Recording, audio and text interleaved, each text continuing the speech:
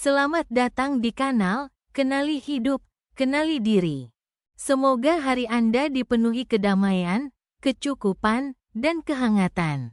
Rusunawa Cempaka Senja, sebuah kompleks rumah susun sederhana sewa, berdiri terjepit di antara gedung-gedung pencakar langit yang modern. Laksana sebuah luka dari masa lalu di atas permadani kota Jakarta yang tak henti berubah. Di sini, waktu seolah merangkak lebih lambat, membawa serta aroma lembab dari dinding-dinding yang catnya mengelupas. Gemericik air yang bocor dari pipa-pipa tua, dan gema dari kisah-kisah lama yang tak seorang pun benar-benar ingin mengingatnya lagi. Setiap ubin di koridornya telah pudar warnanya oleh waktu, menjadi kelabu dan licin, seolah menjadi pengingat akan kerapuhan yang perlahan merayap ke setiap sudut bangunan. Ibu Siti, seorang wanita berusia 48 tahun, telah tinggal di sana selama lebih dari 2 dekade. Sejak rusunawa itu masih menjadi kebanggaan di masanya. Hidupnya, seperti halnya rusunawa ini, sunyi, usang, dan menyimpan rahasia-rahasia yang tak seorang pun ingin menyentuhnya. Retakan-retakan senyap di bawah lapisan cat yang memudar. Unitnya berada di lantai 3. Sebuah ruang kecil dan temaram yang jendelanya selalu tertutup rapat.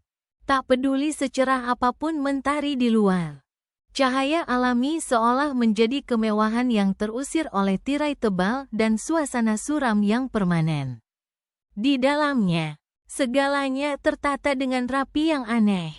Sebuah keteraturan yang nyaris obsesif, namun diselimuti lapisan debu waktu yang tebal. Seolah udara pun menjadi berat dan menyesakkan. Dan waktu telah berhenti berputar sejak lama sekali. Ibu Siti jarang keluar, hanya jika perlu membeli makanan atau kebutuhan paling pokok. Setiap kali ia muncul, postur tubuhnya yang kurus dan punggungnya yang sedikit membungkuk. Rambutnya yang memutih disanggul rapi di tengkuknya. Dan sepasang matanya yang cekung dengan lingkaran hitam pekat selalu menunduk ke lantai. Menghindari setiap tatapan, ia bergerak perlahan, setiap langkahnya seolah menyeret beban tak kasat mata. Para tetangga yang telah mengenalnya sejak lama tahu bahwa ia adalah wanita yang baik hati, pendiam, dan sangat tertutup. Mereka sering melihatnya membeli bahan makanan dalam jumlah yang sangat sedikit. Terkadang cukup untuk 1 orang, terkadang 2. Namun, tak seorang pun benar-benar memahami kehidupan di balik pintu yang selalu tertutup itu. Mereka hanya samar-samar mendengar suara pertengkaran. Suara-suara aneh yang menggema di malam-malam yang sunyi. Suara barang pecah, rintihan lemah, atau bisikan-bisikan tak jelas. Lalu, semua akan mendecakkan lidah dan mengabaikannya. Menganggap itu adalah urusan rumah tangga masing-masing. Bagian dari keanehan yang selalu menyelimuti unit di lantai 3 itu. Kehidupan Ibu Siti berjalan dalam sebuah lingkaran monoton yang menakutkan. Bangun saat fajar masih remang. Memasak makanan seadanya. Membersihkan unitnya dengan cermat hingga ke setiap sudut. Lalu tenggelam dalam keheningan mencekam di antara 4 dinding. Ia tak punya teman, tak punya kerabat, selain putra satu-satunya. Setiap hari, ia seperti bayangan yang gentayangan di rumahnya sendiri. Memikul beban tak terlihat yang tak bisa ia bagi dengan siapapun. Sebuah rahasia yang menekannya hingga sesak napas. Senyum telah lama padam dari bibirnya, digantikan oleh raut wajah pasrah yang terkadang dilintasi oleh kilatan ketakutan yang samar. Seolah ia hidup dalam mimpi buruk tanpa jalan keluar. Pagi itu, sebuah pagi di bulan Maret yang sejuk. Udara di dalam rusunawa terasa pekat dengan bau lembab dan debu. Sinar matahari yang lemah berusaha menyelinap melalui celah-celah gedung tetangga. Namun hanya cukup untuk menonjolkan suasana yang kian suram. Ibu Siti melangkah keluar dari unitnya. menenteng sebuah kantong kresek usang. Hendak pergi ke pasar. Langkahnya terasa lebih berat dari biasanya. Setiap tarikan napasnya menjadi sulit. Seolah ada sebongkah batu yang menindih dadanya. Ia merasakan pusing yang datang tiba-tiba. Kepalanya berputar, dan semua yang ada di sekelilingnya kabur. Koridor yang akrab itu tiba-tiba menjadi panjang tak berujung dan bengkok. Ia mencoba berpegangan pada dinding yang dingin. Jari-jarinya yang kurus mencengkeram lapisan plester yang terkelupas. Tetapi tubuhnya seolah tak punya kekuatan lagi. Matanya terpejam, dan tubuh kurusnya ambruk ke lantai koridor yang dingin. Kantong kreseknya jatuh, beberapa buah jeruk menggelinding di lantai. 1-2 buah pecah, meninggalkan jejak oranye pucat di atas semen abu-abu. Suara gedebuk itu menarik perhatian Ibu Wati, tetangga di unit seberang. Ibu Wati, seorang wanita paruh baya yang gesit, sedang bersiap-siap berangkat kerja. Aroma kopi tubruk yang kental menguar dari unitnya. Begitu membuka pintu, ia melihat Ibu Siti tergeletak tak sadarkan diri. Wajahnya pucat pasi seperti kertas. Ya Allah, Ibu Siti! Pekikan panik Ibu Wati memecah keheningan pagi itu. Mengejutkan para tetangga yang masih mengantuk. Seketika, tetangga-tetangga lain berhamburan keluar. Wajah mereka menunjukkan kepanikan dan rasa penasaran. Bu Siti, bangun, Bu! Ibu Wati berlutut, menepuk-nepuk pelan pipi Ibu Siti, suaranya bergetar karena cemas. Ibu Siti sama sekali tidak bereaksi. Napasnya begitu lemah hingga nyaris tak terasa. Wajahnya pucat, bibirnya membiru, dan ada bekas darah kering di sudut mulutnya. Beberapa bapak-bapak dengan sigap menelepon ambulans. Sementara para ibu-ibu lain mengerumun, mencoba membantu. Tetapi tak ada yang berani menyentuh Ibu Siti. Seolah takut pada sesuatu yang tak terlihat. Suara sirene ambulans meraung-raung membelah kesunyian kompleks Rusunawa. Bergema di setiap lantai, membawa Ibu Siti ke rumah sakit di tengah kecemasan para tetangga dan tatapan-tatapan penasaran. Dari orang-orang di jalan, di unit gawat darurat, UGD. Aroma antiseptik yang menyengat dan derit mesin-mesin medis menciptakan suasana tegang. Ibu Siti dibawa ke ruang resusitasi, tubuhnya masih lemah, tenggelam dalam keadaan koma. Perawat dengan cepat mengambil sampel darah, mengukur tekanan darah, dan melakukan tes-tes yang diperlukan. Seorang dokter muda berwajah serius, memegang hasil tes di tangannya, melangkah masuk ke ruangan. Ia menatap Ibu Siti yang terbaring tak bergerak di ranjang. Lalu beralih ke Ibu Wati, satu-satunya orang yang menemaninya. Dengan ekspresi cemas, "Ibu keluarga pasien?" tanya dokter itu, suaranya tenang namun penuh selidik. Ibu Wati menggeleng, suaranya bergetar. "Saya tetangganya, Dok. Beliau tinggal sendiri dengan putranya, tapi anaknya entah kemana. Saya hanya yang mengantarkan beliau ke sini." Dokter itu mengangguk, wajahnya menunjukkan kebingungan dan sedikit rasa canggung. "Ada satu kabar yang cukup mengejutkan, Ibu Siti. Beliau sedang hamil." Seluruh ruangan seolah membeku. Ibu Wati ternganga, matanya membelalak tak percaya. "Hamil? Ibu Siti? Dokter tidak salah. Usianya sudah hampir 50 tahun, Dok. Mana mungkin? Ini tidak mungkin," ulang Ibu Wati, suaranya penuh keraguan dan syok berat. Dokter itu menghela napas panjang, suaranya tegas tanpa keraguan. "Tidak salah, Bu. Hasil USG dan tes darah keduanya mengonfirmasi. Janinnya sudah berusia sekitar 10 minggu. Ini kasus yang sangat langka, tapi bukan tidak mungkin terjadi dalam dunia medis. Namun, di usianya sekarang, kehamilan ini memiliki risiko yang sangat tinggi bagi ibu dan bayinya. Ibu Siti, meskipun masih lemah, rupanya mendengar percakapan itu. Matanya perlahan terbuka, menatap hampa ke langit-langit ruangan. Tatapannya tidak lagi kosong, melainkan dipenuhi oleh kengerian yang tak terhingga.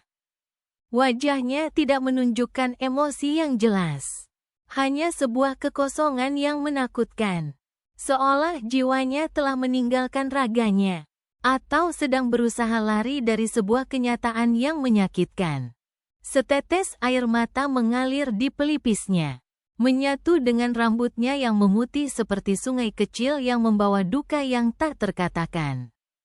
Ia tidak menangis bersuara, tetapi keheningannya jauh lebih mengerikan daripada jeritan apapun. Kabar tentang wanita 48 tahun yang hamil menyebar secepat api. Melampaui dinding rumah sakit, menjalar ke seluruh penjuru kota. Awalnya dari bisik-bisik perawat dan dokter, obrolan iseng pasien dan keluarga mereka. Hanya dalam beberapa jam, cerita itu muncul di portal-portal berita online dengan judul-judul sensasional. Lalu meledak di media sosial. Menjadi topik terpanas.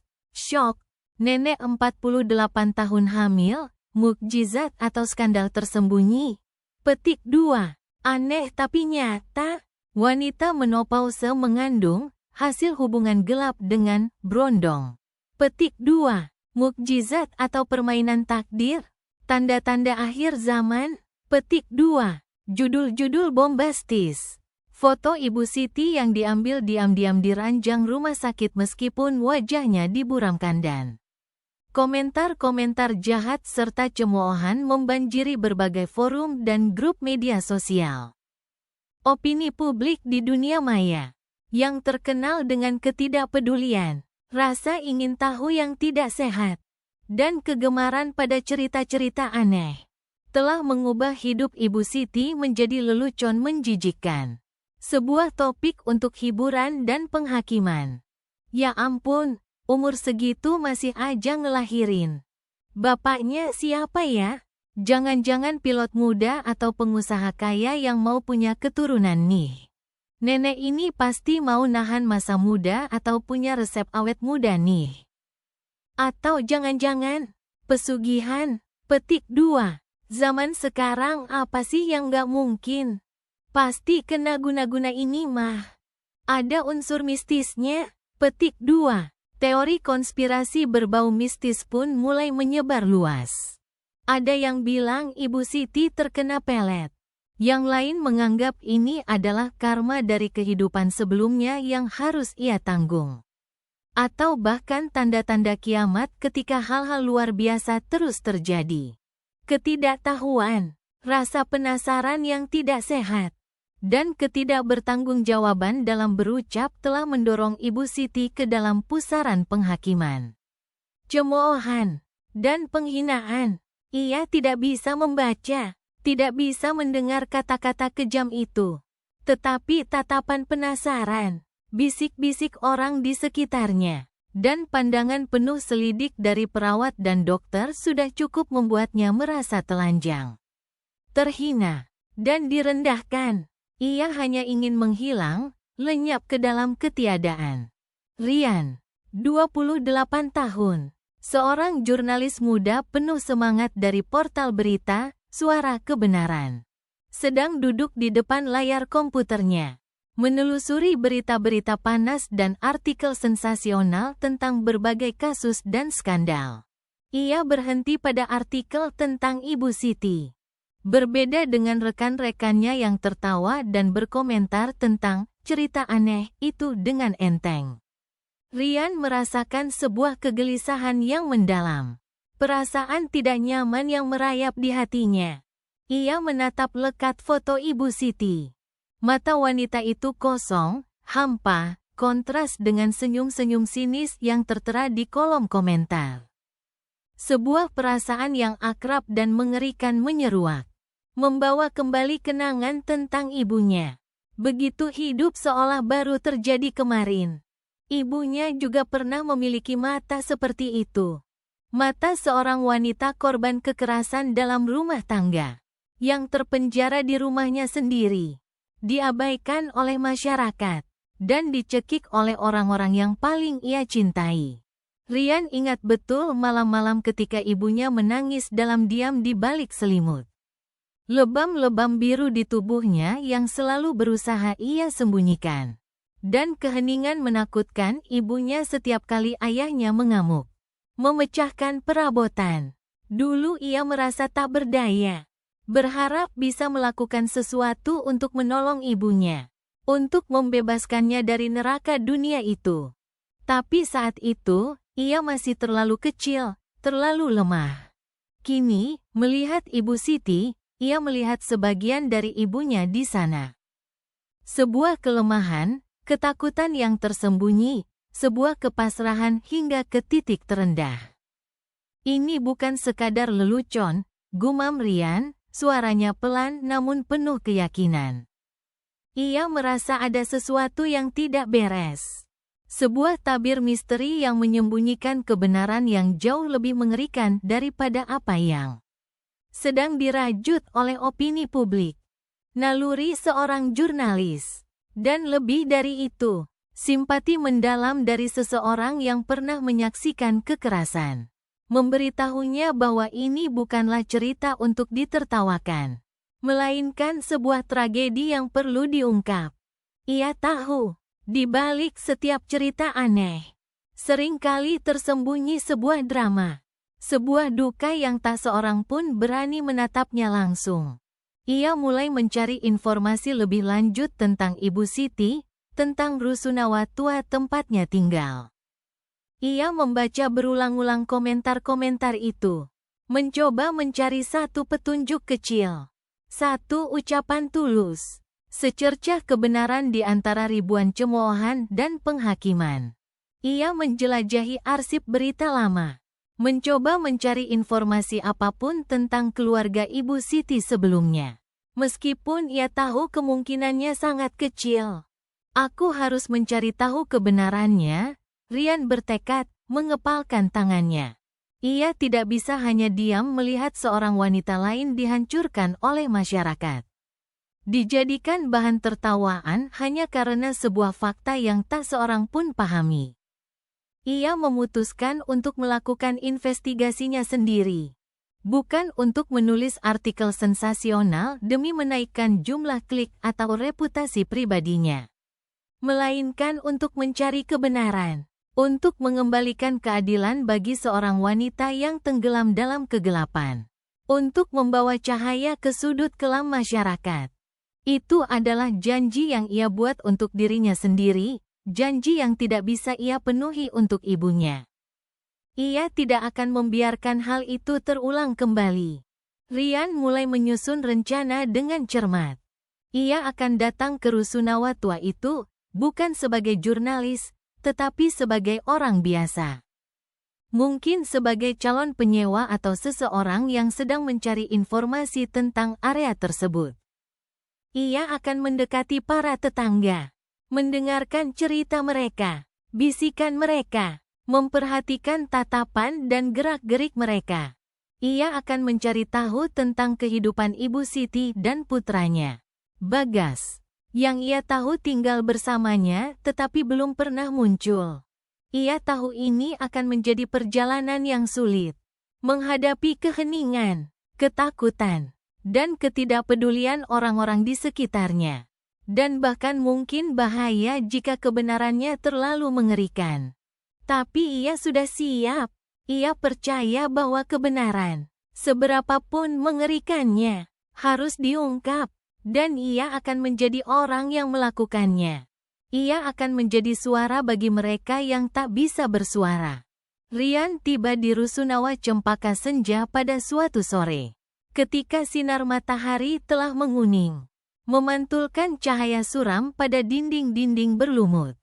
Berbeda dengan hiruk-pikuk pusat kota, tempat ini tenggelam dalam keheningan yang sedikit menyeramkan.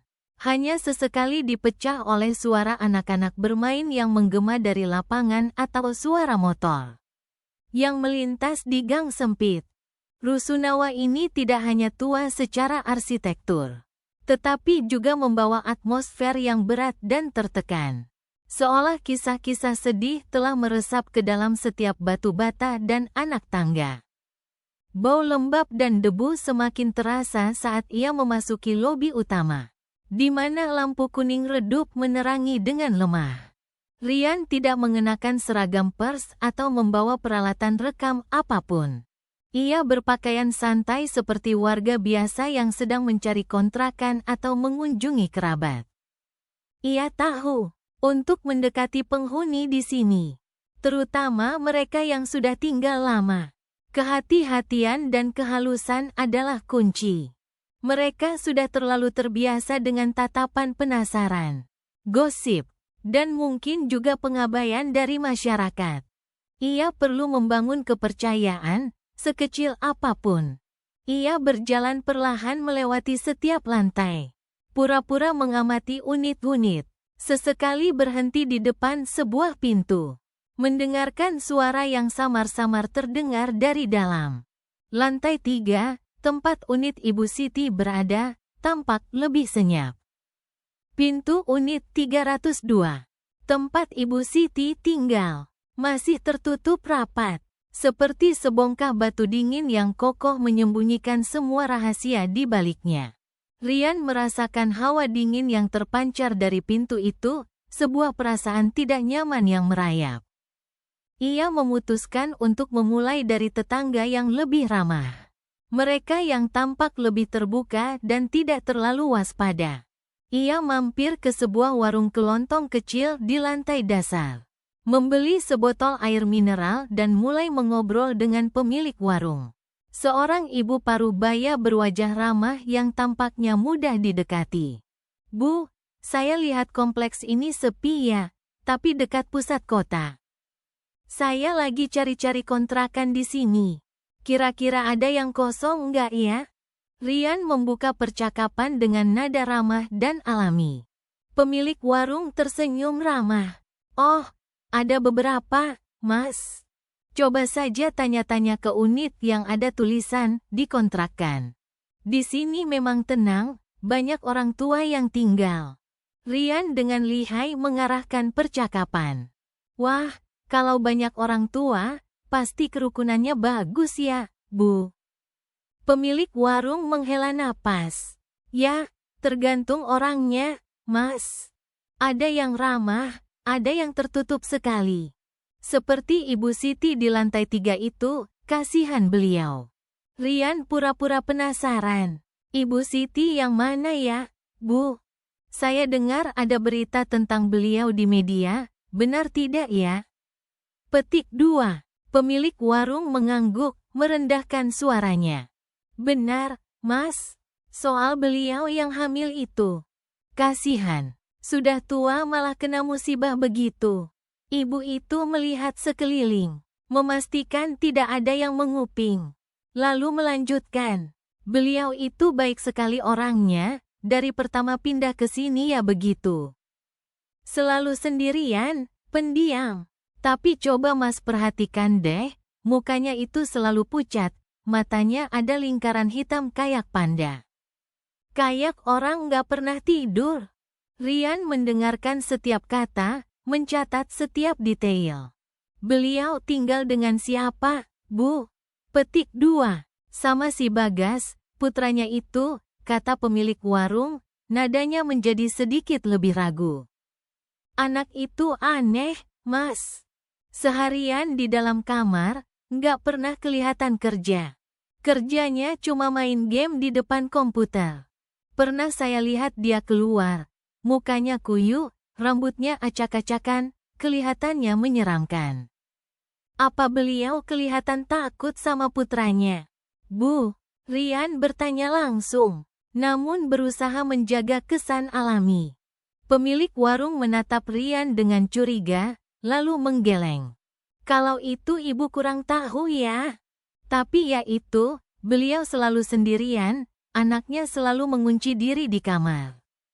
Pernah ibu lihat beliau belanja? Cuma beli beberapa potong tempe sama seikat kangkung. Tapi celingak-celinguk kayak takut dilihat orang. Aneh sekali. Rumahnya juga sering terdengar suara ribut-ribut, terus ada suara rintihan aneh gitu kalau malam. Biasanya jam 2 atau 3 pagi, suka kedengaran. Bikin merinding. Rian berterima kasih kepada pemilik warung, membeli beberapa barang lagi, lalu pergi. Informasi yang baru saja ia dapatkan cocok dengan firasatnya. Suara pertengkaran, rintihan aneh di malam hari, wajah pucat dan lingkaran hitam di mata Ibu Siti, serta kontrol dari Bagas semuanya melukiskan gambaran suram yang penuh dengan kejanggalan. Ia melanjutkan perjalanannya ke lantai 3. Kali ini, ia memutuskan untuk mengetuk pintu unit Ibu Wati, orang yang membawa Ibu Siti ke UGD. Ibu Wati membuka pintu, mengenali Rian sebagai orang yang tadi bertanya di warung. "Mas ini wartawan?" "Ya," tanya Ibu Wati langsung, matanya menyelidik. Rian tersenyum, tidak mengiyakan juga tidak menolak. "Saya hanya orang yang peduli dengan cerita Ibu Siti, Bu. Saya lihat beliau kasihan sekali. Sementara opini publik terus menyudutkan. Saya ingin mencari tahu kebenarannya."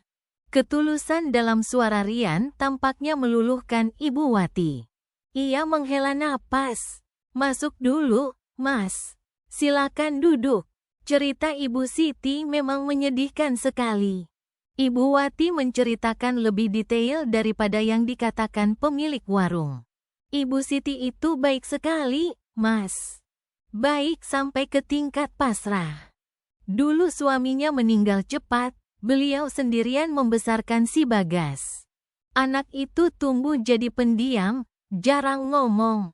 Waktu sekolah sih lumayan, tapi begitu lulus, kerjanya cuma di rumah, nggak mau cari kerja. Kecanduan game, seharian di depan komputer. Ibu Siti itu selalu menuruti kemauannya, apapun dikasih. Tapi anak itu sangat mengontrol ibunya. Setiap kali makan, setiap kali ibunya melangkah, selalu diawasi. Pernah saya lihat Ibu Siti mau jenguk saudaranya di kampung. Si Bagas nggak kasih izin. Disuruh di rumah terus. Lalu bagaimana dengan suara-suara aneh itu, Bu?" Rian bertanya dengan hati-hati. Ibu Wati bergidik. "Oh, itu yang paling seram, Mas. Setiap tengah malam, terutama sekitar jam 2 atau 3 pagi, pasti terdengar suara pertengkaran, suara barang pecah. Terus ada suara rintihan, seperti suara orang kesakitan. Saya dan suami sering terbangun.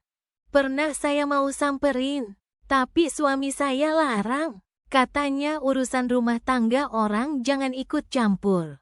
Lagi pula si Bagas itu galak sekali. Pernah saya lihat dia membentak Ibu Siti, mukanya merah padam, menakutkan." Ibu Wati menambahkan tentang betapa tertutupnya Bagas. Pintu rumahnya itu selalu terkunci rapat. Pernah saya lihat Ibu Siti keluar belanja. Anaknya itu berdiri di pintu mengawasi, seolah takut ibunya kabur. Begitu ibunya pergi, dia langsung banting pintu. Saya belum pernah lihat ada orang hidup setertutup itu. Rian berterima kasih pada Ibu Wati dan pamit. Di kepalanya, informasi-informasi itu berputar-putar. Ia merasakan mual saat membayangkan kehidupan Ibu Siti di bawah kendali Bagas. Kendali yang tidak hanya bersifat fisik, tetapi juga mental. Mengubahnya menjadi tahanan di rumahnya sendiri. Ia memutuskan untuk tinggal lebih lama di Rusunawa, duduk di bangku taman untuk mengamati. Ia melihat beberapa anak kecil bermain dan seorang anak laki-laki sekitar 8 atau 9 tahun yang tampak cerdas sedang menendang bola sendirian. Rian berpikir ini bisa menjadi sumber informasi potensial. Ia mendekati anak itu. "Halo, Dik. Namanya siapa?" Petik 2. "Nama saya Adi, Kak," jawab anak itu, matanya yang bulat menatap Rian. "Adi sering main di sini?" Kenal sama Nenek Siti di lantai 3? Petik 2. Adi mengangguk. Kenal, Kak. Nenek Siti baik, suka kasih permen. Adi sering lihat kakak Bagas, putranya Nenek Siti. Petik 2. Adi tiba-tiba terdiam. Matanya menunjukkan kilatan ketakutan. Kakak Bagas. Dia seram, Kak. Dia suka marahin Nenek Siti. Pernah Adi dengar dia banting-banting barang di dalam rumah. Adi pernah lihat kakak Bagas keluar rumah malam-malam? Rian bertanya, mencoba menjaga suaranya seramah mungkin. Adi mengangguk, berbisik. Pernah, Kak. Waktu itu Adi kebelet pipis tengah malam, sekitar jam 2 atau 3 pagi gitu. Adi lihat kakak Bagas keluar diam-diam dari kamar Nenek Siti. Mukanya pucat banget, panik gitu. Bajunya juga ada bekas darah. Di hidungnya, Adi berhenti sejenak. Adi takut, jadi langsung lari pulang ke kamar. Informasi dari Adi bagaikan pukulan telak bagi Rian. Darah di hidung? Atau sesuatu yang lain? Kepanikan Bagas di tengah malam. Ditambah fakta bahwa ia menyelinap keluar dari kamar ibunya, semua kepingan puzzle yang acak itu tiba-tiba menyatu dengan cara yang mengerikan. Rian meninggalkan Rusunawa saat hari sudah gelap. Ia merasakan beban berat di dadanya. Apa yang ia dengar dari para tetangga, terutama dari Adi, jauh melampaui apa yang bisa ia bayangkan. Ibu Siti bukan hanya korban stigma sosial, tetapi juga korban dari sebuah tragedi yang jauh lebih mengerikan, yang tersembunyi di balik pintu tertutup di rumahnya sendiri. Ia teringat tatapan Ibu Siti di rumah sakit. Tatapan kosong namun penuh kengerian ketika dokter memberitahunya bahwa ia hamil. Dan kemudian, getaran tangan wanita itu ketika Rian menyebut kata anak dalam percakapan singkat yang ia coba lakukan dengannya di rumah sakit. Ibu Siti menghindari semua pertanyaannya. Matanya selalu tertuju ke arah pintu, seolah takut seseorang akan muncul. Tetapi setiap kali Rian menyebut nama Bagas, tangannya bergetar hebat. Sebuah ketakutan yang tak bisa disembunyikan. Saat itu, Rian hanya berpikir itu adalah kecemasan seorang ibu untuk putranya. Tetapi sekarang, kepingan-kepingan itu telah membentuk sebuah gambaran yang menakutkan. Rian kembali ke apartemennya, kepalanya pening dengan berbagai pikiran. Ia membuka laptopnya, mulai mencatat semua yang telah ia kumpulkan. Ia tahu ini bukan lagi sekadar cerita untuk diberitakan, tetapi sebuah kasus kriminal yang perlu diinvestigasi hingga tuntas. Ia merasakan tanggung jawab besar di pundaknya. Ia harus menolong Ibu Siti, harus mengungkap kebenaran mengerikan yang tersembunyi. Ia harus menjadi suara bagi wanita itu, bagi bayi tak berdosa di dalam kandungannya, dan bagi semua korban kekerasan dalam rumah tangga lainnya yang tanpa sadar telah diabaikan oleh masyarakat. Investigasinya baru saja dimulai, dan ia tahu ini akan menjadi jauh lebih mengerikan. Setelah sore yang menentukan di Rusunawa tua itu, Rian kembali ke apartemennya, tetapi pikirannya masih terjebak di gang-gang sempit, dinding-dinding lembab, dan cerita-cerita mengerikan yang baru saja ia kumpulkan. Malam itu, ia tidak bisa tidur. Ia berbaring gelisah. Setiap kesaksian dari pemilik warung, Ibu Wati, dan terutama Adi, terus terngiang di telinganya. Suara pertengkaran, rintihan aneh di malam hari, wajah panik Bagas pada pukul 2 atau 3 pagi, dan noda darah di bajunya. Semua kepingan puzzle itu kini membentuk sebuah gambaran utuh, sebuah gambaran yang begitu mengerikan, hingga ia tak berani menamainya. Perasaan tidak nyaman dalam diri Rian bukan lagi sekadar firasat, melainkan telah berubah menjadi ketakutan yang nyata. Sebuah kepastian yang dingin tentang kejahatan yang sedang ditutupi. Ia tahu apa yang ia hadapi bukan lagi sekadar cerita untuk ditulis, tetapi sebuah tragedi yang harus diungkap. Sebuah kebenaran yang harus dibawa ke terang. Tak peduli seberapa kelamnya, tanggung jawab seorang jurnalis. Dan lebih dari itu, nurani seorang manusia tidak mengizinkannya untuk mundur. Ia teringat janjinya pada diri sendiri, janji yang tak bisa ia penuhi untuk ibunya. Kali ini, ia tidak akan membiarkan siapapun menderita dalam keheningan lagi. Keesokan paginya, Ryan bangun lebih awal.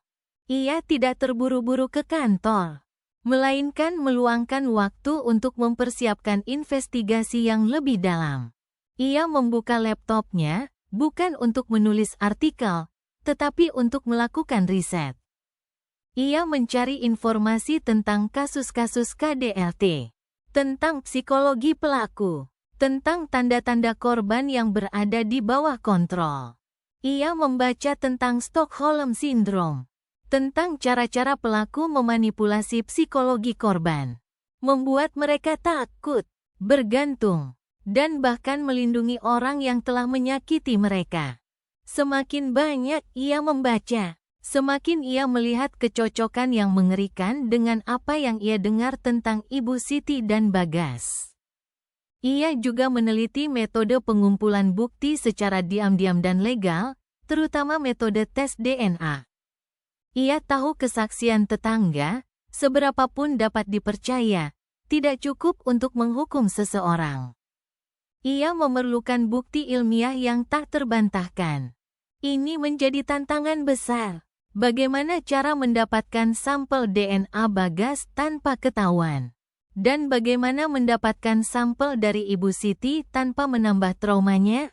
Ryan menghabiskan sepanjang hari untuk merencanakan.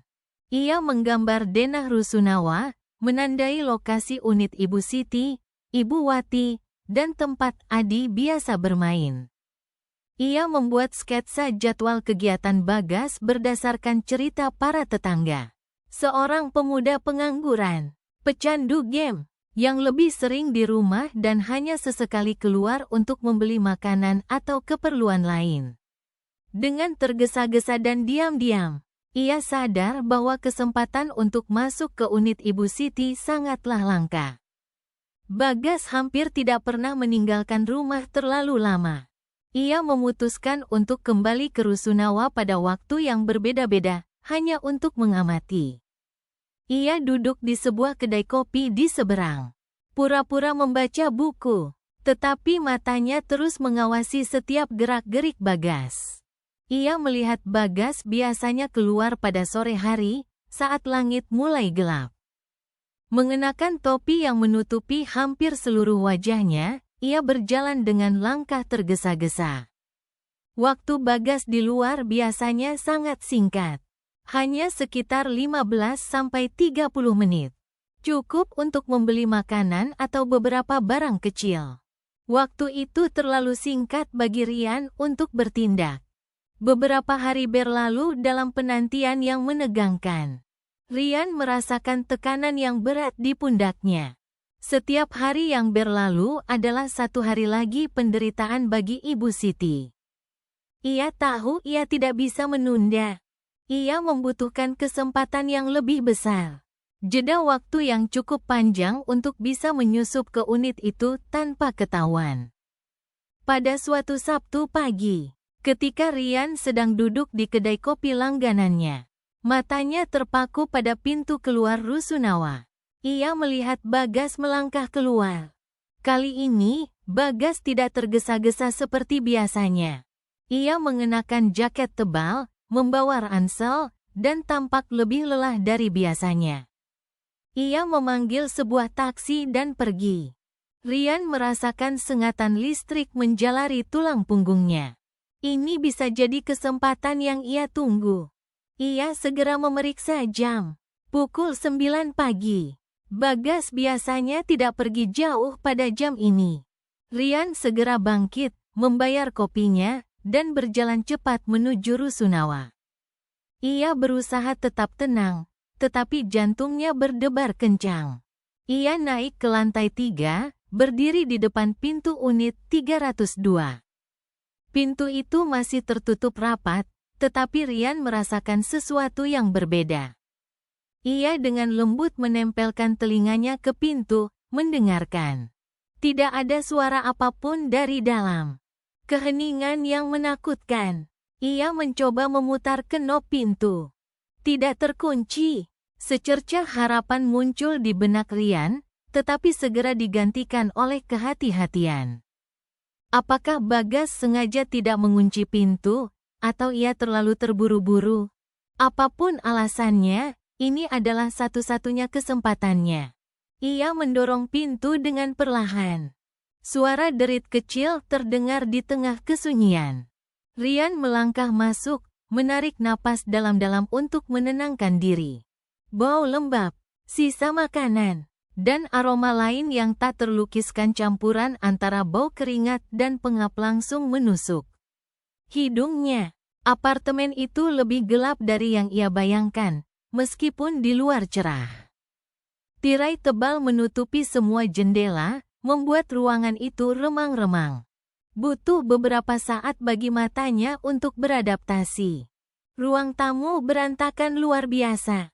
Bungkus mie instan, kaleng minuman kosong, dan kemasan makanan ringan berserakan di lantai. Sebuah meja komputer tua diletakkan di sudut.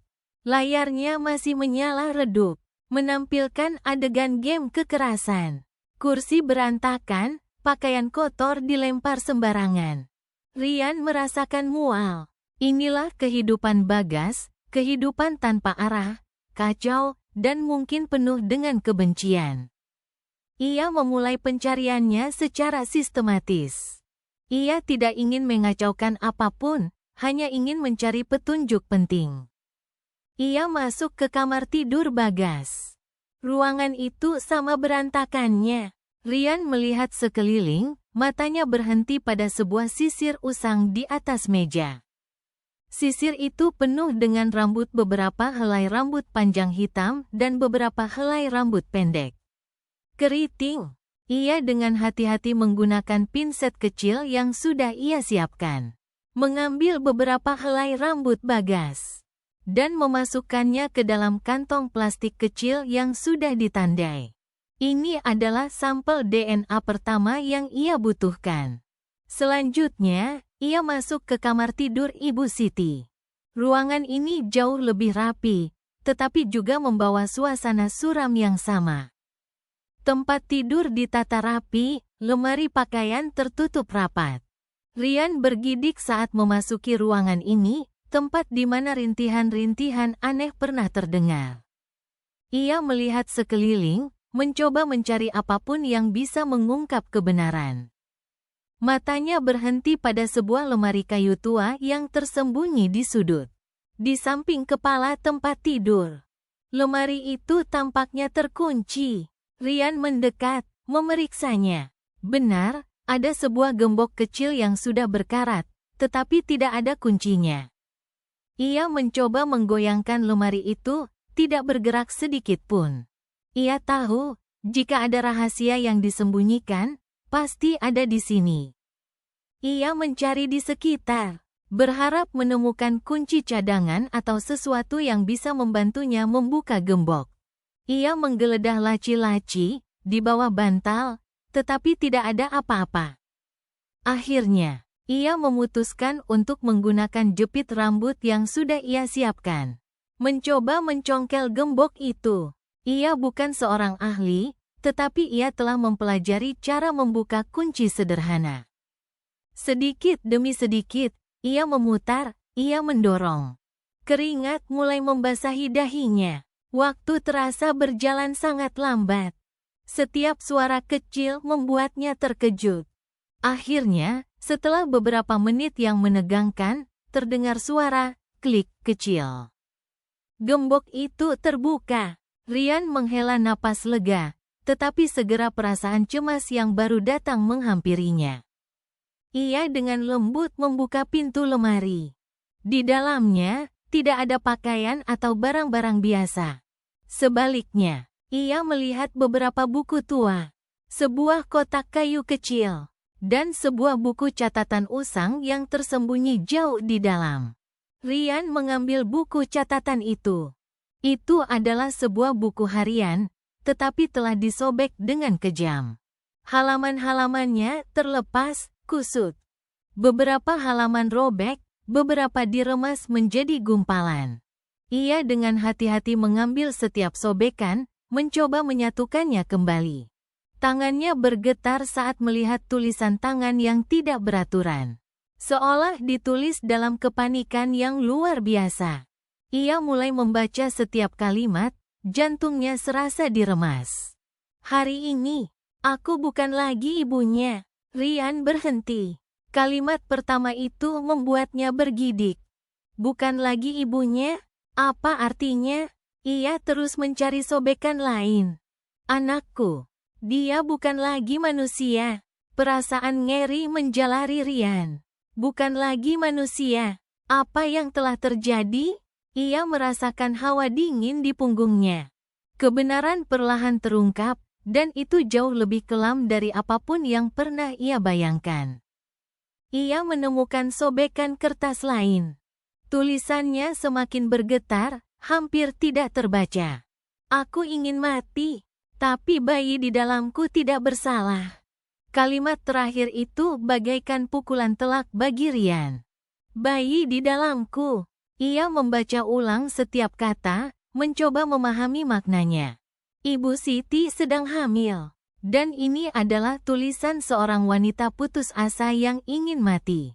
Tetapi tidak bisa karena ada nyawa tak berdosa yang tumbuh di dalam rahimnya. Dan yang paling menakutkan adalah kalimat-kalimat sebelumnya, anakku. Dia bukan lagi manusia. Rian merasakan perutnya mual. Sebuah kebenaran yang mengerikan. Sebuah kejahatan inses. Sebuah penyiksaan mental dan fisik telah terjadi di apartemen ini. Di balik pintu tertutup. Tanpa ada yang tahu. Ibu Siti bukan hanya korban kekerasan. Tetapi juga korban kejahatan yang lebih menjijikkan. Diperkosa oleh putranya sendiri. Buku harian itu adalah jeritan minta tolong terakhir dari seorang wanita yang telah kehilangan segalanya, kehormatannya, kesuciannya, dan bahkan makna dari kata ibu. Ia dengan hati-hati memotret semua halaman buku harian itu, memastikan setiap sobekan terekam. Ia meletakkan buku harian itu kembali ke tempatnya, menutup pintu lemari, dan menguncinya dengan hati-hati. Ia tidak ingin Bagas menemukan sesuatu yang aneh. Rian meninggalkan unit itu, mengunci pintu seperti semula. Ia berjalan keluar dari rusunawa. Langkahnya semakin cepat, seolah ingin lari dari atmosfer suram itu. Tetapi kalimat-kalimat di buku harian itu terus menghantuinya, berulang-ulang di kepalanya. Ia merasakan kemarahan yang membuncah, belas kasihan yang tak terbatas untuk Ibu Siti. Langkah selanjutnya adalah mendapatkan sampel darah Ibu Siti. Ini jauh lebih sulit daripada mengambil sampel rambut Bagas. Ibu Siti ada di rumah sakit, dan meminta sampel darah pasien bukanlah hal yang mudah. Rian memutuskan untuk pergi ke rumah sakit. Bukan sebagai jurnalis, tetapi sebagai kerabat jauh atau seseorang yang peduli pada kondisi kesehatan Ibu Siti. Ia tiba di rumah sakit pada sore hari, saat tidak ada siapa-siapa. Ia mendekati seorang perawat yang pernah ia ajak bicara sebelumnya. Suster, saya teman keluarga Ibu Siti. Saya dengar beliau sedang hamil, saya sangat khawatir. Saya ingin bertanya, apakah perlu tes tambahan untuk memastikan kesehatan ibu dan janinnya? Saya bersedia menanggung biayanya. Perawat itu menatap Rian dengan curiga, tetapi ketika melihat ketulusan di matanya, ia pun melunak. Oh, kondisi Ibu Siti sudah stabil, Mas. Tapi memang kasusnya ini spesial, jadi perlu pemantauan lebih ketat. Nanti saya tanyakan ke dokter ya. Apakah perlu tes tambahan? Rian tahu ini adalah kesempatannya. Ia telah meneliti tentang tes DNA dan tahu bahwa sampel darah kecil sudah cukup. Ia mencoba meyakinkan perawat tentang pentingnya pemeriksaan kesehatan komprehensif untuk Ibu Siti, terutama karena ia hamil di usia lanjut. Setelah beberapa pertimbangan, perawat itu setuju untuk menanyakannya pada dokter. Beruntungnya, dokter juga setuju untuk mengambil sampel darah tambahan untuk pemeriksaan umum karena kasus Ibu Siti yang spesial. Ryan menghela napas lega. Ia dengan hati-hati menerima sampel darah dari perawat, memastikan sampel itu disimpan dengan benar.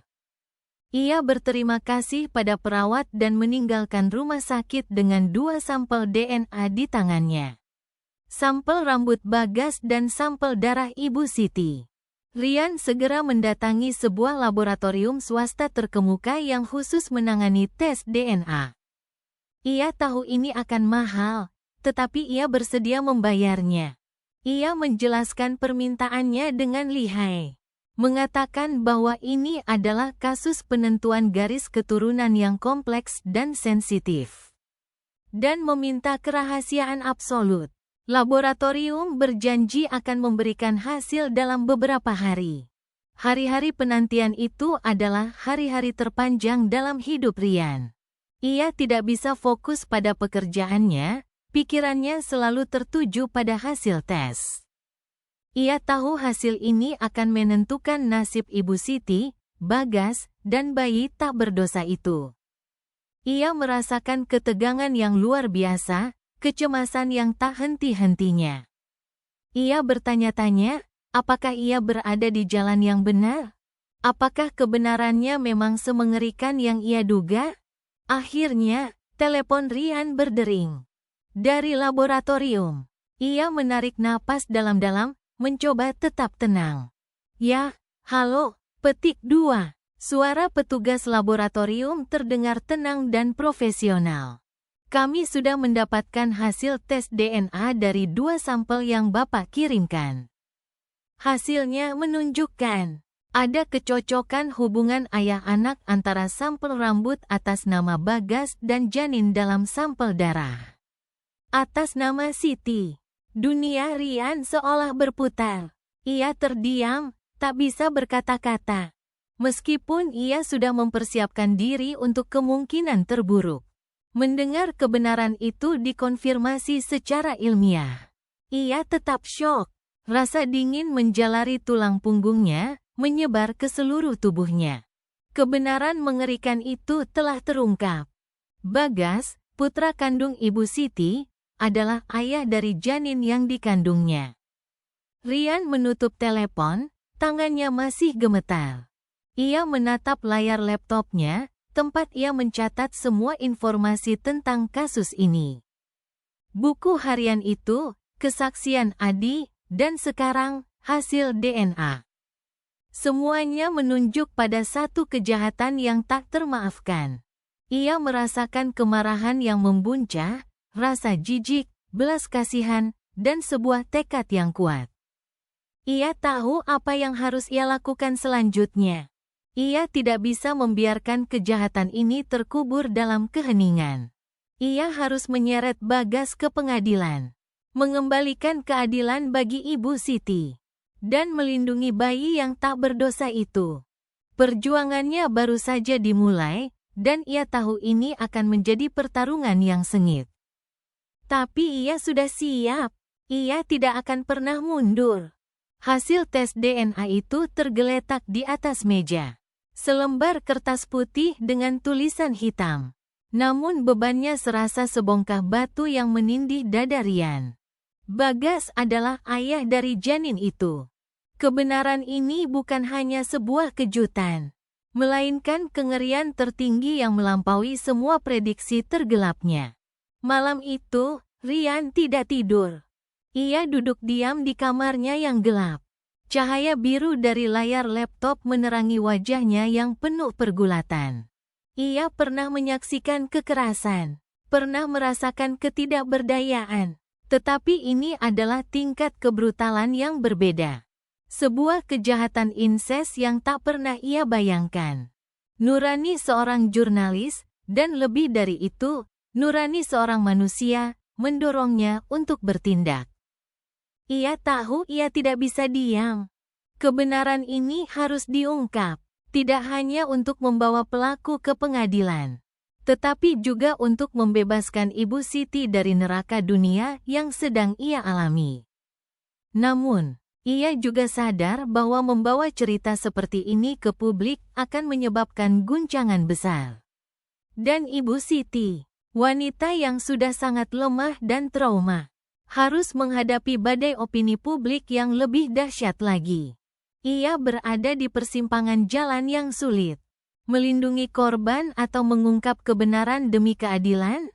Setelah berjam-jam berdebat dengan batinnya, Rian memutuskan, keadilan harus menjadi prioritas.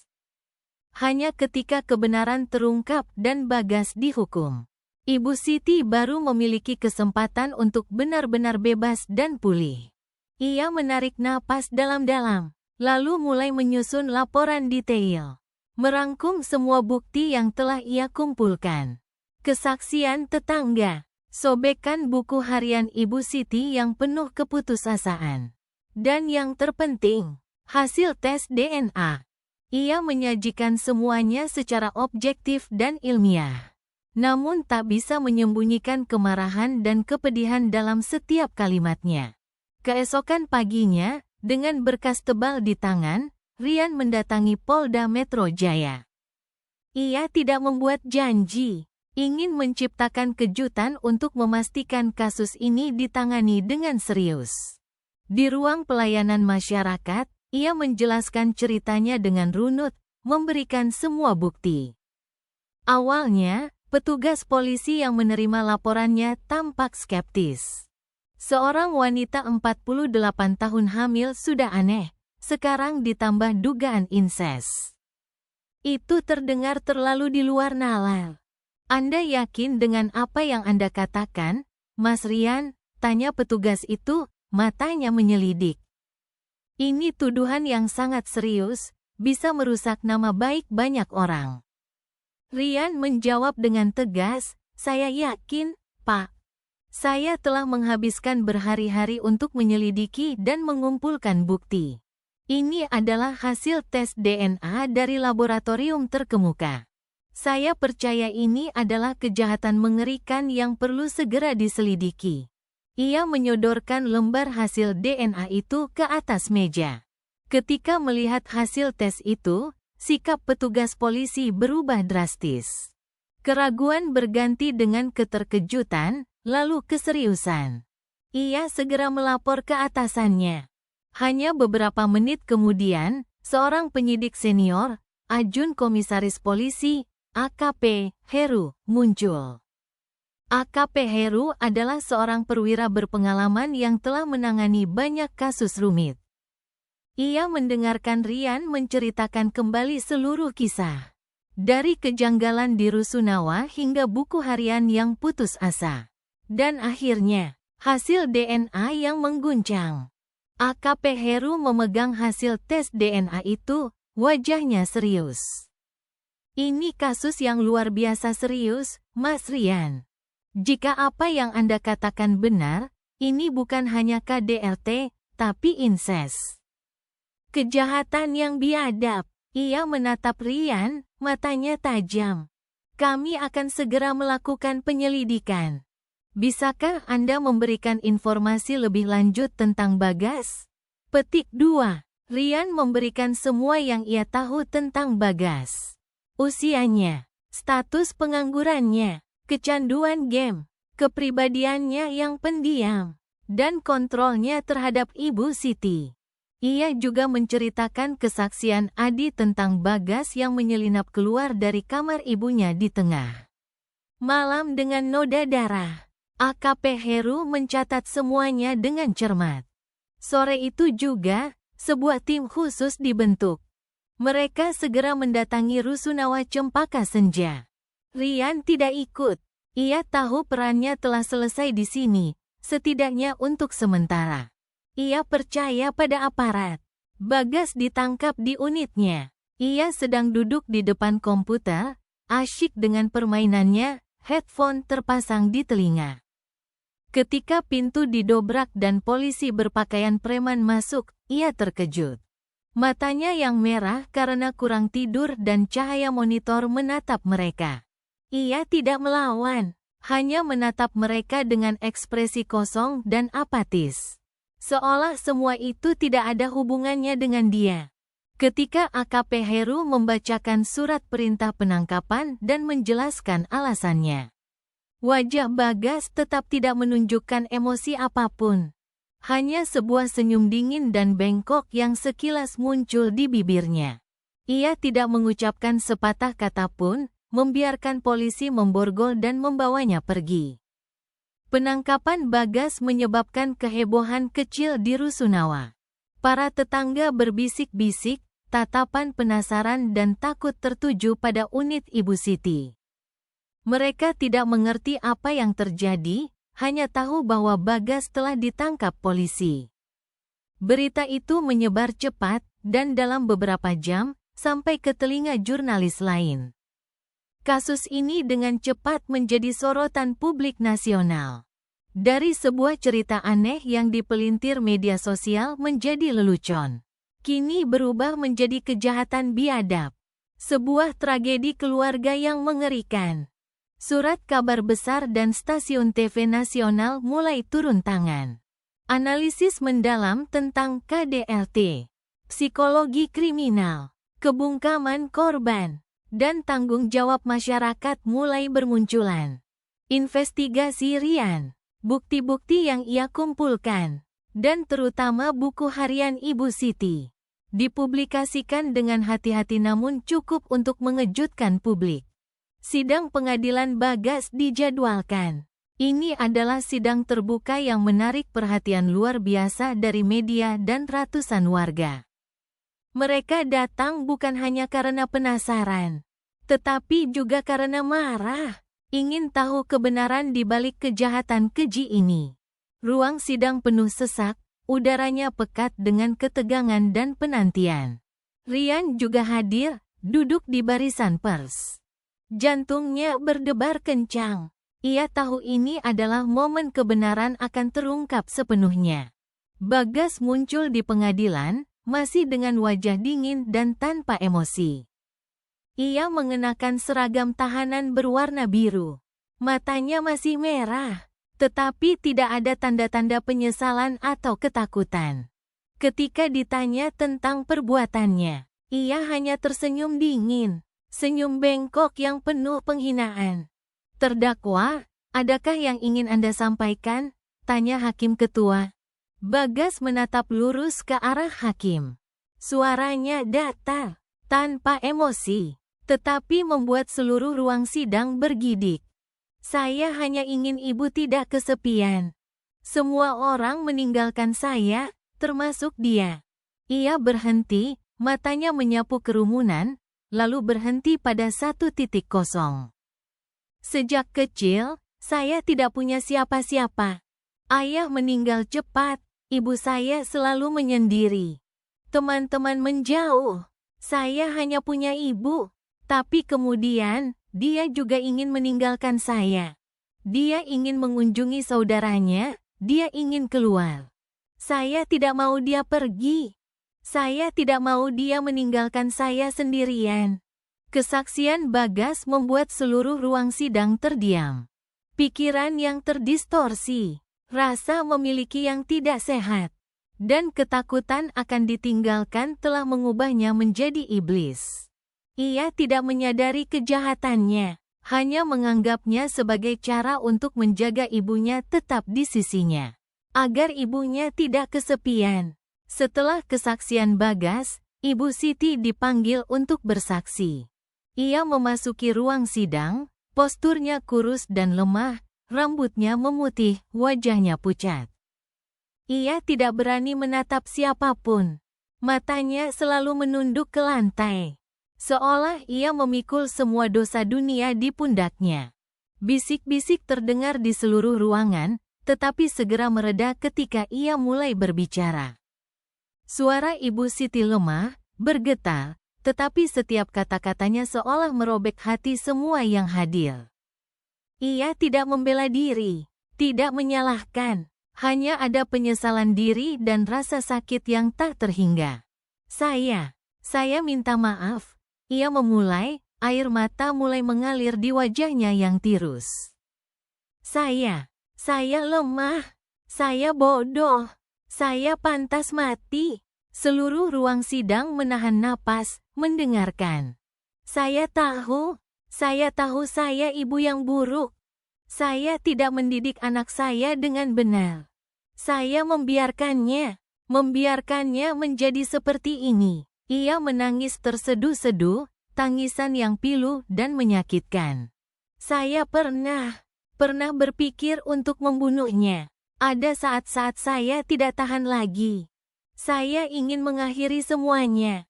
Tapi kemudian, saya kasihan padanya. Karena dia anak saya. Apapun yang dia lakukan, dia tetap anak saya. Ibu Siti melanjutkan, kata-katanya bagaikan pisau yang mengiris hati para pendengar. Saya tahu saya salah. Saya terlalu lemah untuk melindungi diri sendiri. Saya terlalu bodoh karena terus berpikir saya bisa bertahan. Saya pikir saya bisa mengubahnya. Tapi saya salah. Saya salah besar. Pengakuan Ibu Siti bukan hanya penyesalan diri, tetapi juga jeritan minta tolong. Sebuah pengungkapan telanjang tentang penderitaan seorang korban yang dianiaya, dimanipulasi secara psikologis hingga kehilangan keinginan untuk hidup. Ruang sidang hening. Banyak yang tak kuasa menahan air mata. Mereka tidak lagi menatap Ibu Siti dengan rasa penasaran atau penghakiman, melainkan dengan belas kasihan dan kepedihan. Rian, yang duduk di barisan pers, merasa hatinya sesak. Ia melihat Ibu Siti, melihat bayangan ibunya di sana. Rasa sakit, ketidakberdayaan, menyalahkan diri sendiri. Ia tidak bisa duduk diam lagi. Dorongan kuat membuatnya berdiri dan berjalan ke arah Ibu Siti. Hakim ketua menatap Rian dengan heran. Mas Rian, ada apa? Petik 2. Rian tidak menjawab. Ia hanya berjalan lurus ke tempat Ibu Siti sedang menangis terseduh-seduh. Ia berlutut di sampingnya, dengan lembut menggenggam tangan wanita itu yang kurus dan dingin. Tangan Ibu Siti bergetar, tetapi ketika merasakan kehangatan dari tangan Rian, ia mengangkat wajahnya, matanya yang merah menatap Rian. Ini bukan salah ibu, kata Rian, suaranya tenang dan jelas, menggema di seluruh ruangan. Bukan salah ibu. Seluruh ruangan terdiam. Semua mata tertuju pada Rian dan Ibu Siti. Rian melanjutkan, matanya menatap lurus ke arah Ibu Siti, penuh ketulusan dan keyakinan. Tidak ada seorang pun yang lahir langsung tahu caranya menjadi ibu. Tidak semua orang tahu cara menghadapi tragedi seperti ini. Ibu sudah terlalu banyak menderita. Ia meremas pelan tangan Ibu Siti. Tapi setiap orang berhak untuk diselamatkan. Ibu juga begitu. Ibu berhak untuk diselamatkan. Ibu berhak untuk hidup dengan damai, tanpa rasa takut lagi. Kata-kata Rian bagaikan seberkas cahaya yang merobek malam yang kelam. Ibu Siti menatapnya, matanya perlahan membelalak. Secercah harapan muncul di matanya yang seolah telah padam. Air matanya masih mengalir, tetapi bukan lagi air mata keputusasaan dan penyesalan diri, melainkan air mata kelegaan dan pemahaman. Bagas, yang sejak tadi diam, tiba-tiba mengangkat kepalanya, menatap tajam ke arah Rian dan ibunya. Matanya memancarkan kilatan aneh, campuran antara kemarahan dan keheranan. Seolah ia tidak percaya ada orang yang berani menyentuh miliknya. Berani mengucapkan kata-kata itu kepada ibunya. Kasus Bagas mengguncang seluruh negeri. Dari sebuah cerita aneh yang dirajut oleh opini publik, kasus ini telah menjadi kejahatan biadab. Sebuah noda mengerikan dalam masyarakat. Media massa terus memberitakan, menganalisis, dan berkomentar. Para ahli psikologi dan sosiologi diundang untuk membedah kasus ini, memperingatkan tentang sudut-sudut gelap KDRT, bahaya hubungan beracun, dan pentingnya kesadaran serta intervensi yang tepat waktu. Kisah Ibu Siti menjadi sebuah peringatan, sebuah seruan bagi para korban yang menderita dalam diam. Banyak organisasi perlindungan perempuan dan anak menyuarakan seruan kepada pemerintah dan masyarakat untuk mengambil tindakan yang lebih tegas dalam melindungi mereka yang lemah. Opini publik, yang semula mencemooh dan menghakimi, kini beralih menjadi kemarahan, belas kasihan, dan keinginan kuat akan keadilan. Ucapan Rian di pengadilan, "Ini bukan salah ibu." Tidak ada seorang pun yang lahir langsung tahu caranya menjadi ibu. Tapi setiap orang berhak untuk diselamatkan, menjadi pesan kuat yang menyebar luas. Itu bukan hanya penghiburan bagi Ibu Siti, tetapi juga dorongan bagi semua korban kekerasan yang menyalahkan diri sendiri atas apa yang mereka alami. Itu mengingatkan semua orang bahwa korban tidak bersalah.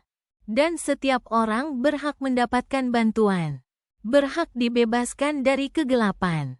Sidang berakhir dengan vonis yang setimpal untuk Bagas.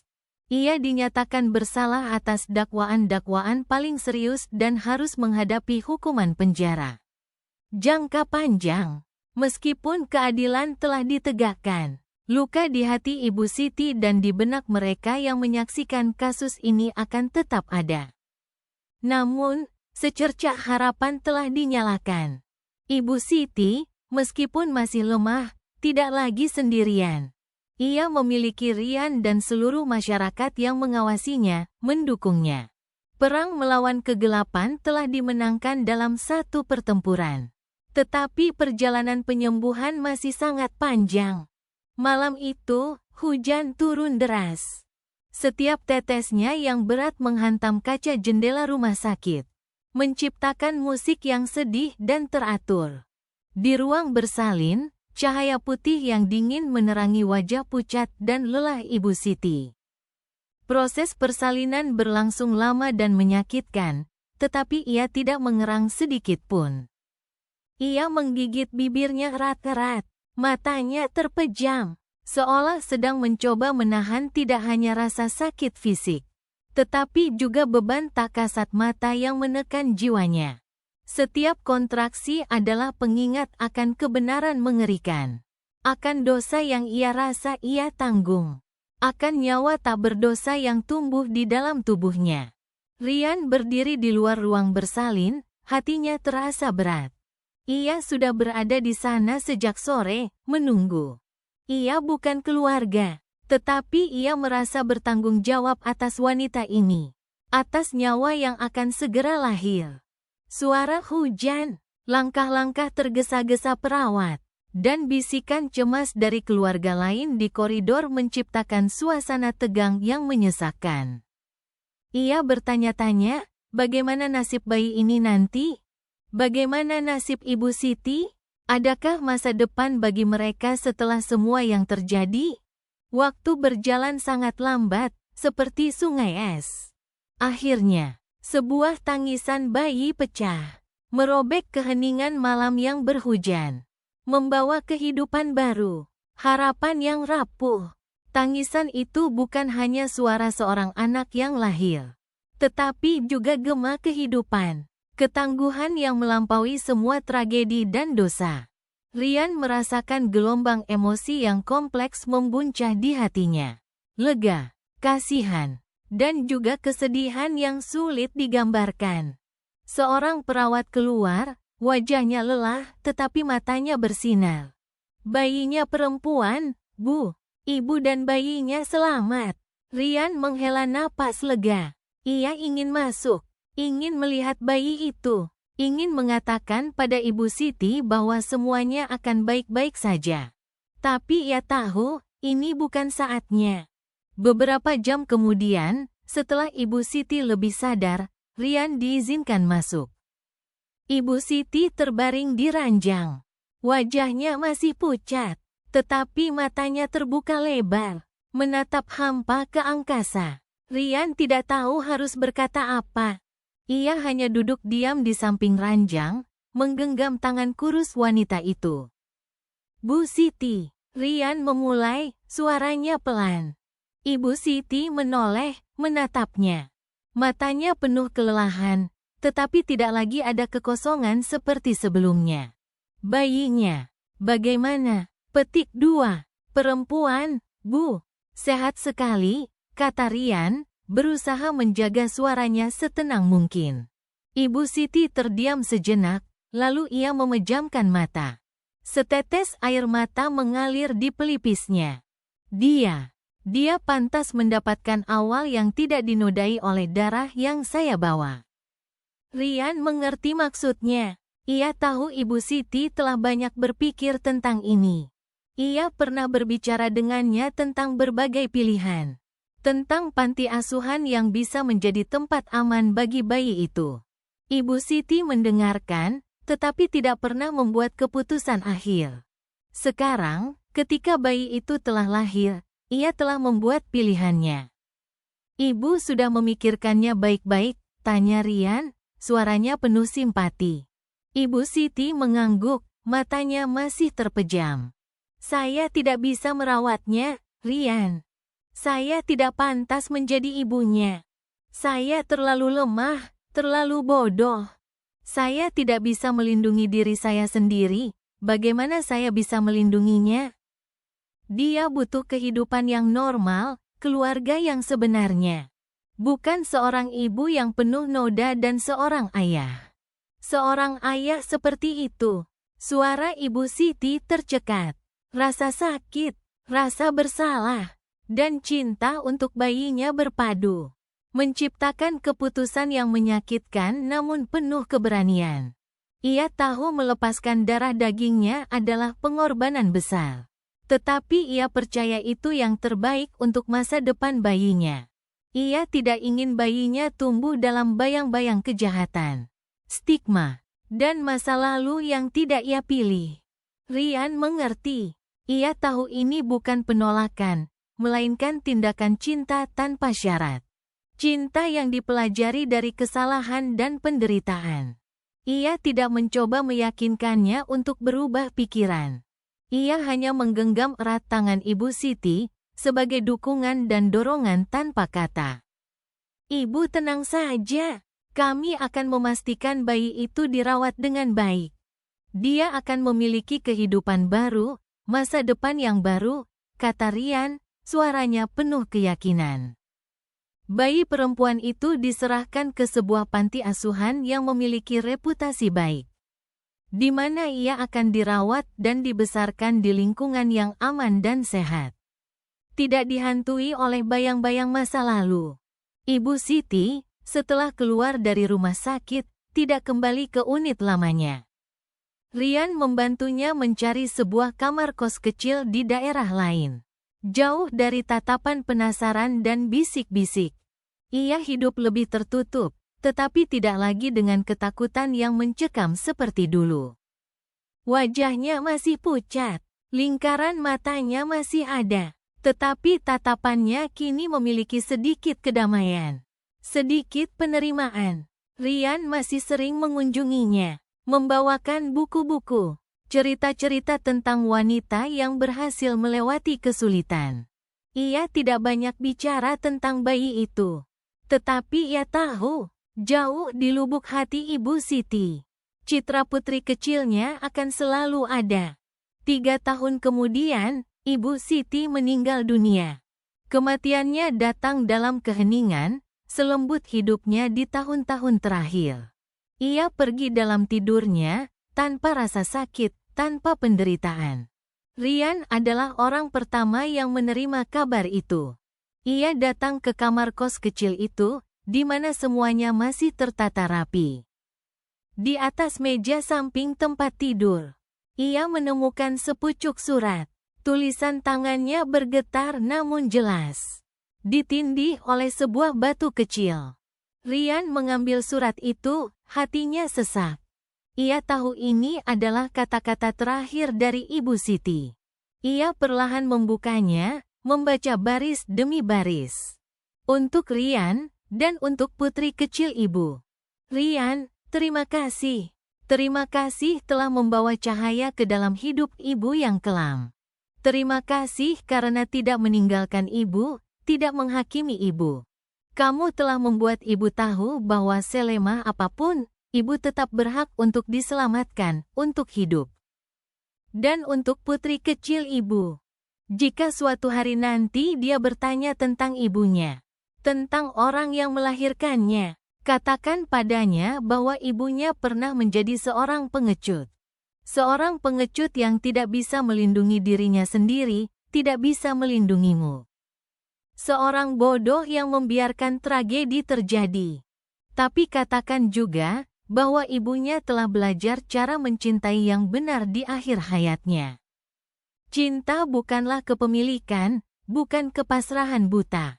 Cinta adalah pengorbanan, adalah menginginkan yang terbaik untuk orang yang kita cintai. Meskipun itu berarti harus melepaskan. Ibu memilih untuk membiarkanmu memiliki kehidupan baru. Sebuah awal yang tidak dihantui oleh darah yang ibu bawa. Ibu percaya kamu akan tumbuh sehat dan bahagia. Ibu akan selalu mengawasimu dari tempat yang sangat jauh. Selamat tinggal, Rian. Selamat tinggal, putri kecil ibu. Siti. Rian menundukkan kepalanya, air matanya menetes. Surat itu bukan hanya wasiat, tetapi juga pengakuan dosa, permintaan maaf, dan penegasan tentang kedewasaan jiwa Ibu Siti. Ia telah menemukan arti cinta, meskipun di saat-saat terakhir hidupnya. Rian merasakan kelegaan yang aneh. Ibu Siti telah dibebaskan. 10 tahun kemudian, Rian telah menjadi pemimpin redaksi di Suara Kebenaran. Ia masih menyimpan api semangat masa mudanya, tetapi kini ditempa oleh kedewasaan, pengalaman, dan hati yang penuh empati. Ia telah menjadi salah satu jurnalis paling berpengaruh. Selalu berjuang untuk keadilan, untuk mereka yang lemah, untuk kisah-kisah yang tersembunyi. Ia telah membantu banyak korban KDRT, dan setiap kali, ia teringat pada Ibu Siti. Suatu sore di akhir musim kemarau, Rian mengikuti kegiatan bakti sosial di sebuah panti asuhan anak di pinggiran kota. Ini adalah salah satu kegiatan rutin kantornya. Ia berjalan-jalan di halaman, memandangi anak-anak yang bermain. Tawa riang mereka seolah menghapus semua kepenatan hidup. Tiba-tiba, seorang gadis kecil berusia sekitar 10 tahun, dengan rambut hitam legam dan mata bulat yang cerdas, mendekatinya. Gadis itu mengenakan gaun bunga sederhana, di tangannya ada sebuah gambar yang dibuat dengan krayon. "Om, apakah Om ini Om Rian?" tanya gadis itu, suaranya jernih dan sopan. Rian sedikit terkejut. "Betul. Kamu siapa?" "Petik 2. Saya An," jawab gadis kecil itu, lalu menyodorkan gambarnya. "Saya gambar ini, Om." "Bagus tidak?" "Petik 2. Rian mengambil gambar itu. Ia menatap lukisan itu, dan dunianya seolah berhenti. Dalam gambar itu, ada seorang wanita berambut putih, bertubuh kurus, sedang memeluk perut buncitnya sambil tersenyum di bawah hujan. Tetesan hujan digambar dengan goresan krayon biru muda yang berkilauan seperti air mata. Wajah wanita di gambar itu tidak jelas, tetapi matanya memancarkan kelembutan dan kedamaian yang aneh. Rian merasakan sengatan listrik menjalari tulang punggungnya. Ia langsung mengenali sosok itu. Itulah Ibu Siti. Gambar ini terlalu mirip dengan citra Ibu Siti di benaknya, terutama senyum damai yang hanya ia lihat di saat-saat terakhir wanita itu. "Gambar ini, kamu gambar siapa, An?" tanya Rian, suaranya sedikit bergetar. Gadis kecil itu, An, tersenyum. Matanya yang jernih menatap Rian. An nggak tahu, Om.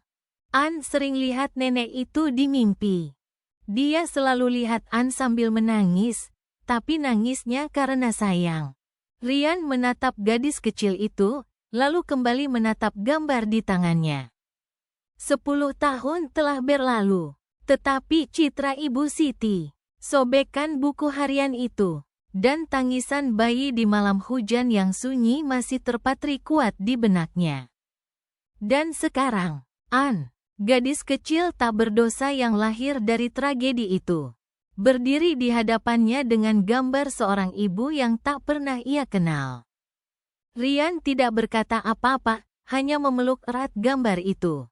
Ia tahu ini bukan kebetulan. Ini adalah benang tak terlihat yang menghubungkan masa lalu dan masa kini. Antara rasa sakit dan penyembuhan. Antara kehilangan dan harapan. Ibu Siti telah pergi. Tetapi cintanya, meskipun diekspresikan dengan cara yang menyakitkan dan terlambat, tetap ada. Tetap mengawasi putri kecilnya. Ia menatap An, matanya berkaca-kaca. Ia tahu perjalanannya belum berakhir. Ia akan terus menjadi suara bagi mereka yang lemah. Dan ia akan selalu mengawasi An. Sebagai janji tanpa kata kepada Ibu Siti. Bahwa bayi ini akan memiliki kehidupan yang damai dan bahagia, tidak dihantui oleh darah masa lalu. Cahaya sunyi itu telah dinyalakan. Tidak cemerlang, tetapi cukup untuk menerangi sudut-sudut paling kelam dalam kehidupan. Terima kasih telah mendengarkan cerita hari ini. Dukungan Anda melalui ikuti, suka, dan notifikasi akan menjadi kekuatan besar bagi kami untuk terus menyajikan kisah-kisah yang hangat. Semoga kisah hari ini bisa menjadi sedikit penghiburan di hari Anda yang mungkin terasa sepi dan melelahkan.